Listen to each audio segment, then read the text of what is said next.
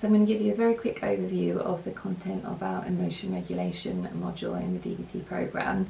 So in this module it's all about teaching people how to recognise and name their emotions, understanding the function of those emotions, and being able to adjust their emotions if needed. So in terms of actual skills from this module, we teach people how to check the facts in terms of whether the emotion that they're currently experiencing fits the facts of the situation or not, and also whether it's effective or not. And if people find that actually their emotion doesn't fit the facts, or it does fit the facts but it's not effective for them, then ways that they can try and adjust their emotion using something called opposite action. And opposite action means acting opposite to your urges. So if you're sad and your urges are to stay in bed and avoid everyone, you would be trying to challenge that emotion by forcing yourself to get out of bed and do activities.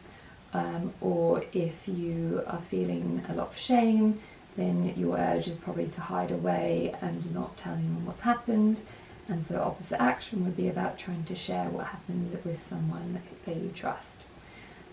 Or if you're anxious, your urge is to withdraw and avoid that thing that's making you anxious. And the opposite urge would be to try and willingly approach that thing that's making you anxious. So that's the idea of opposite action, and that's how we change emotions when they don't fit the facts. If the emotions do fit the facts, and if they are effective, then you would instead use our problem-solving skills to try and work through the issue that is bringing up the emotion itself. We also teach what we call the please skill. So the please skill is all about taking care of your physical health, because that then reduces your vulnerability to emotion mind, and becoming distressed about things that happen, or vulnerability to experiencing just to harm yourself. So those skills involve addressing any physical health problems, improving your eating, avoiding mood altering substances, ensuring that you're getting enough sleep and enough exercise. So those are our please skills.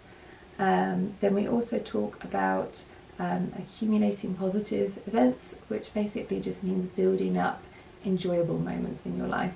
So whilst each moment in itself won't make a dramatic difference to your life, they do gradually accumulate. So if you're doing lots of little things, each day you've got something planned that you find enjoyable, it tends to build up your resilience a little bit and improve your mood in the longer term. So we help people to think about both short-term things that they can be doing, but also thinking about the longer term in terms of what their goals and values are, and how to be working towards a life worth living. The final ones that we have are building mastery. So that's the idea of trying to have something each day that is a little bit challenging, so that it gives you a sense of achievement and builds up your confidence about your ability to deal with situations. And then the final one is cope ahead plans. So these are, if you know that something difficult is coming up, making a plan in advance about how you're going to deal with that situation, so what skills you're going to use before, during and after the event, so that you're likely to actually manage it effectively. And we get people to rehearse those plans as much as possible in advance, so that they're more likely to be able to use them in the moment. So those are our main emotion regulation skills, all about trying to reduce your vulnerability to emotion mind, and about how to adjust emotions when they come up if perhaps they don't fit the facts or aren't effective for you. I will have a video for each of those individual skills going into them in a lot more detail, and there is also a link below if you would like a copy of all of the worksheets that we use in DBT.